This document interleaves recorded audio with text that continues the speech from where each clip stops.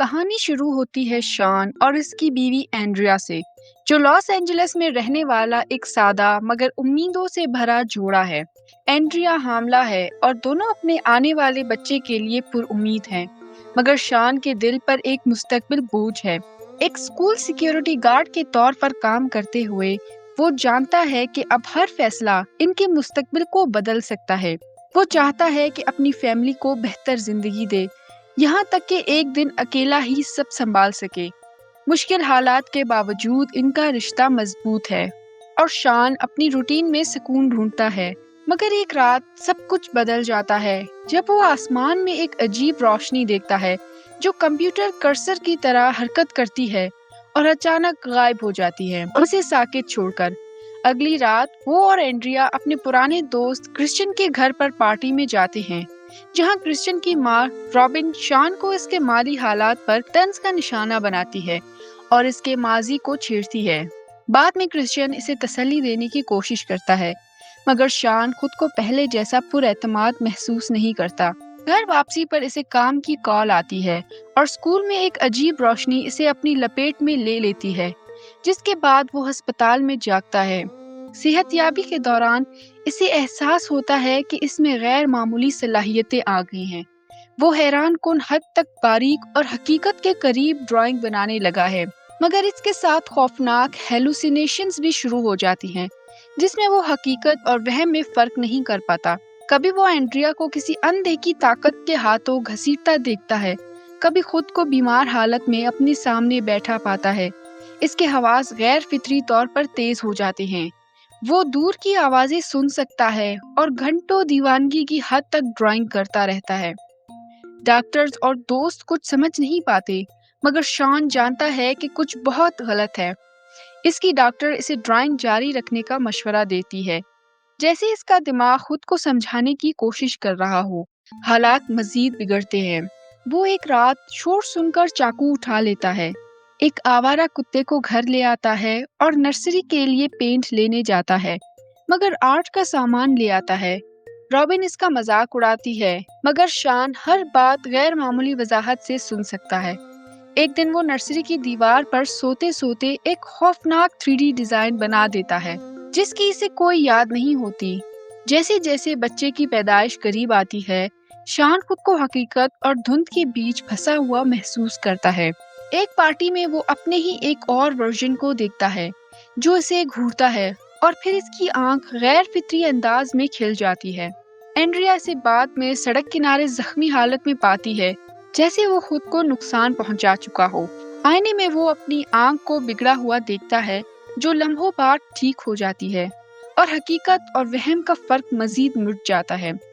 سب سے زیادہ اسے یہ احساس توڑ دیتا ہے کہ وہ اینڈریا کا محافظ بننے کے بجائے اس پر بوجھ بنتا جا رہا ہے، اور وہ اعتراف کرتا ہے کہ شاید وہ کبھی واپس نہ آ سکے۔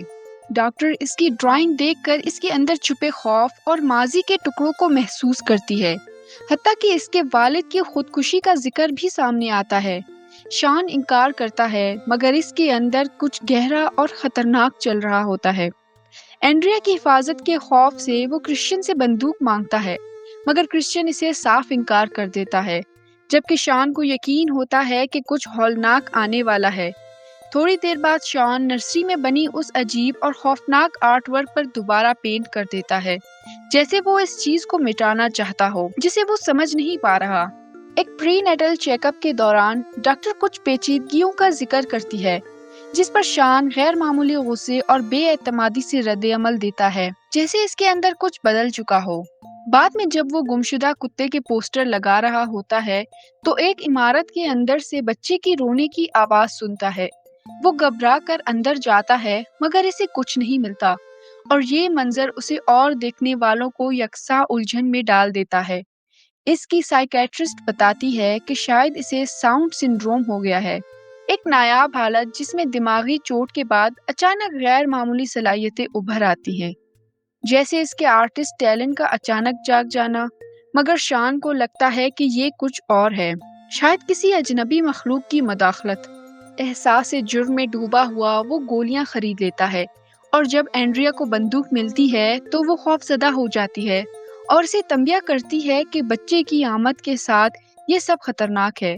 شان وعدہ کرتا ہے کہ وہ اسے ختم کر دے گا۔ کام پر اس کا باس بتاتا ہے کہ اسکول کا ایک دروازہ کھلا رہ گیا تھا اور دیوار پر عجیب تحریر ظاہر ہوئی۔ شان کو پروموشن کا موقع کھو دینا پڑتا ہے مگر نوکری بچی رہتی ہے۔ اس کی ڈرائنگز مزید خوفناک ہو جاتی ہیں۔ لمبے سائے جیسے وجود، خالی آنکھیں اور ایک ویژن میں وہ خود کو نامعلوم جگہ پر دوسروں کے ساتھ قید دیکھتا ہے۔ اینڈریا پریشان ہو کر پوچھتی ہے کہ یہ سب کیا ہے، مگر شان آنسو کے ساتھ کہتا ہے کہ اسے خود کچھ سمجھ نہیں آ رہا۔ وہ اس سے التجا کرتی ہے کہ وہ اس کے ساتھ موجود رہے کیونکہ وہ بھی ٹوٹ رہی ہے۔ جواب ڈھونڈنے کے لیے شان رابن سے ایسٹر کے بارے میں پوچھتا ہے۔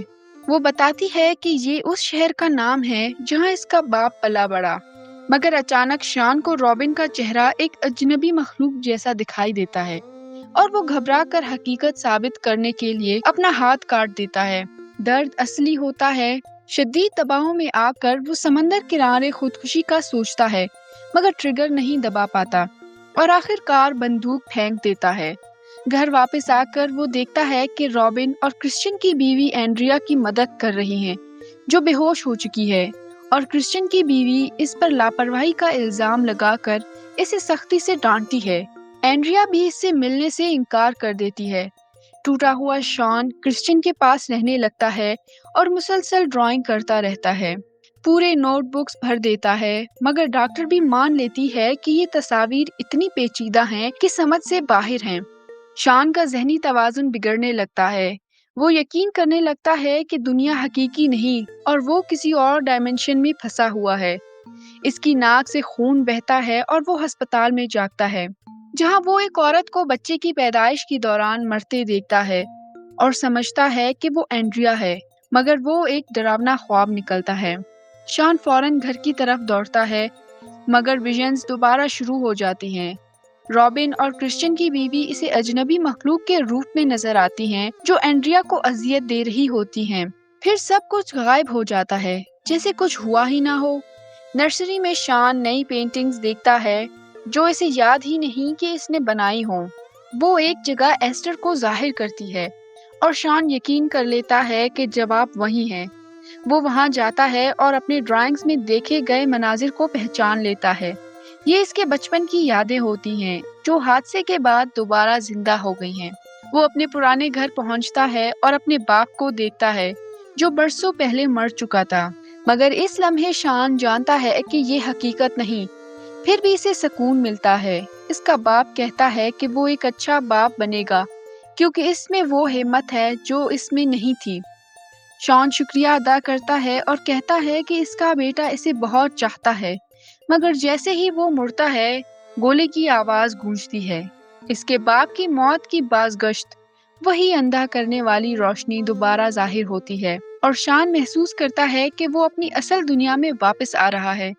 کہانی دوبارہ اسکول پر آ جاتی ہے جہاں وہ پہلی بار گرا تھا۔ وہ کمزور حالت میں ہوتا ہے جب ایک اجنبی اسے لفٹ دیتا ہے۔ وہ اسے نہیں جانتا مگر وہ اجنبی شان کو اچھی طرح جانتا ہوتا ہے۔ ایک نوٹ بک میں شان کا نام اور درست کوآرڈینیٹس درج ہوتے ہیں جیسے یہ کسی واپسی کا ریکارڈ ہو۔ وہ آدمی کہتا ہے کہ واپسی آسان نہیں، وہ ساری رات تمہارے دماغ کے ساتھ کچھ کرتے رہے۔ تم بہادر ہو، زیادہ لوگ اتنی جلدی واپس نہیں آتے، اور بغیر مزید وضاحت کے اسے گھر چھوڑ دیتا ہے۔ شان بس اینڈریا کے پاس جانا چاہتا ہے اور اسے لگتا ہے کہ یہ سب شاید ایک ہی رات میں ہوا۔ اس کے سر کے 2 زخم اس کے پہلے ویژن کی ٹیوب سے میل کھاتے ہیں جیسے اغوا حقیقت تھا۔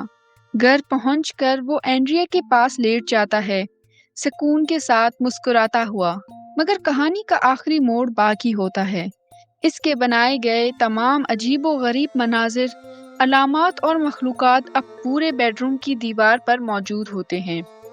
اگر یہ سب صرف ایک رات کا خواب تھا تو یہ تصویریں وہاں کیسے آئیں؟ انجام کھلا چھوڑ دیتا ہے۔ تصویریں اب بھی اسے دیکھ رہی ہیں۔ شاید شان کبھی مکمل طور پر واپس آیا ہی نہیں، یا شاید وہ مخلوقات کبھی گئے ہی نہیں۔